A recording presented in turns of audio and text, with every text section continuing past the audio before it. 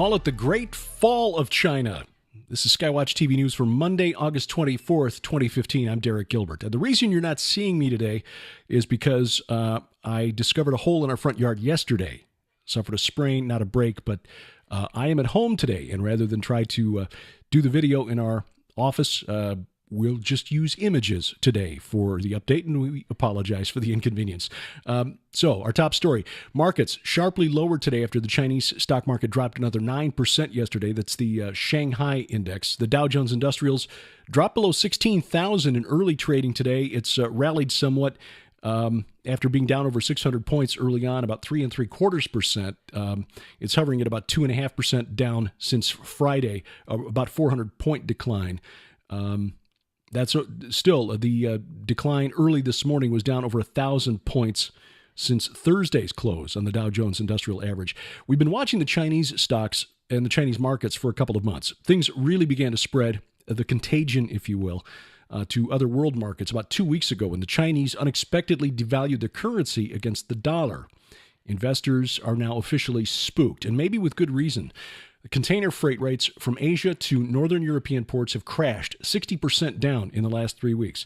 The Shanghai Containerized Freight Index ended last week at $469 per 20-foot container.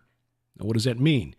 To make a profit, shipping companies on that route need to charge about $800 to $1,000 per container. In other words, right now, demand for shipping containers is so low that they're selling it at about half what it costs in order to get anything on their cargo ships. The Baltic Dry Index, which is a similar index, a rough handle on the shipping rates for dry goods, bulk dry goods, has dropped about 25% since the beginning of August.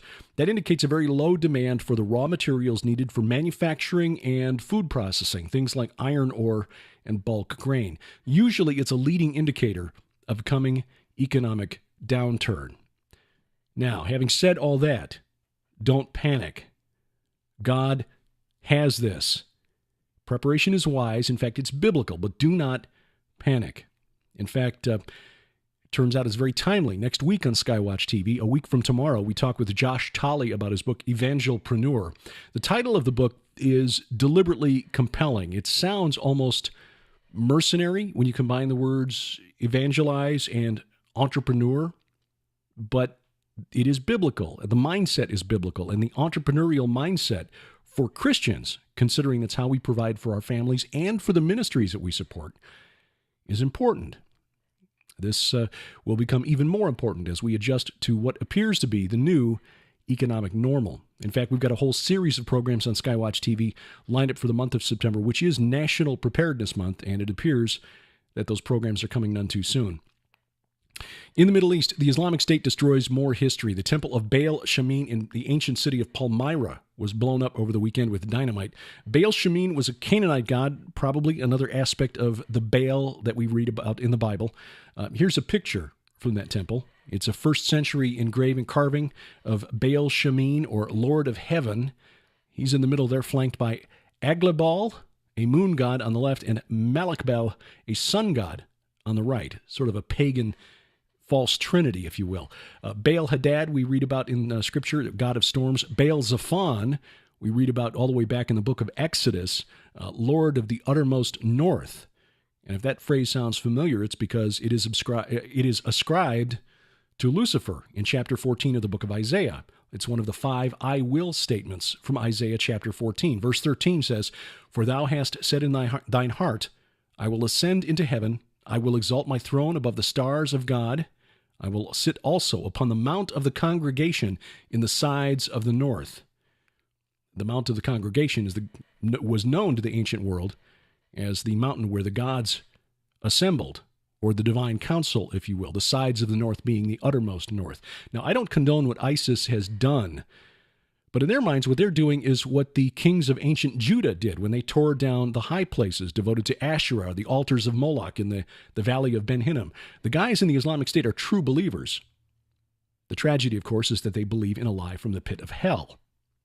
The Pentagon reports today that ISIS probably did use mustard gas in a recent attack against the Kurds. Mortar shells fired at the Kurdish Peshmerga tested positive for the potentially lethal chemical agent. It'll take a couple of weeks to be sure. And here's another data point to add to what we know about the weird web of alliances in the Middle East. Israel, it was disclosed over the weekend, buys 3/4 of its oil from the Kurds. About 77%, in fact, according to Financial Times. The Israeli news site Debkafile questions the timing of this news story, published by the Financial Times yesterday, which was the same day that Iran and Great Britain reopened their embassies in London and Tehran. Now, the message here is that Great Britain, which wants as big a slice as it can get of the $150 billion worth of Iranian oil contracts that are about to be let, might be helpful to Tehran and the Ayatollahs in keeping the Kurds under control. You see, Israel, which was offered a real discount on this oil by the Kurds, apparently, wants not only to help the Kurds resist the spread of the Islamic State, but the influence of the Shias in Iraq, who are basically sponsored by the Ayatollahs in Iran, who also back Hezbollah, which has been a long-time thorn in the side of Israel, striking at northern Israel from Lebanon. And speaking of, anti-government protests in Beirut, Lebanon, turned violent for the second day in a row on Sunday. Army was called in to restore order. The Prime Minister, Tamam Salam, has threatened to resign. He's frustrated about the gridlock in his government. It's apparently hamstrung by sectarian disputes. I mean, you think Republicans and Democrats are bad enough. Just imagine if they were also breaking down their disputes on religious lines. Power in Lebanon is basically shared between the Shias, represented mainly by Hezbollah, the Sunnis, Christians, and the Druze, which is a kind of odd sect that brings in elements of Islam, Christianity, and other things. They share government power, but the problem is that under the Lebanese constitution, a president has to appoint the prime minister to lead the government. Well, the office of president in Lebanon is vacant, hasn't been one since last year, mainly because the fighting between the groups, they can't agree on who the next president should be. So if the prime minister resigns, basically you got nobody in the executive branch in Lebanon. So where we go from here in the Middle East is really a mystery. Syria is in turmoil, Iraq is in turmoil, Lebanon now in turmoil. You go a little further out, Libya in turmoil as well, and the Islamic State exercising influence on over all four of those nations. Iran has apparently played an expert game of poker with the Western governments with which it signed the nuclear deal. It's won the right to develop its nuclear program and inspect its own sites to confirm that it's complying with the deal. And in exchange, it gets the money that's been frozen in the West, especially the United States, to develop its nuclear program. And meanwhile, the global economy has apparently just fallen off the cliff.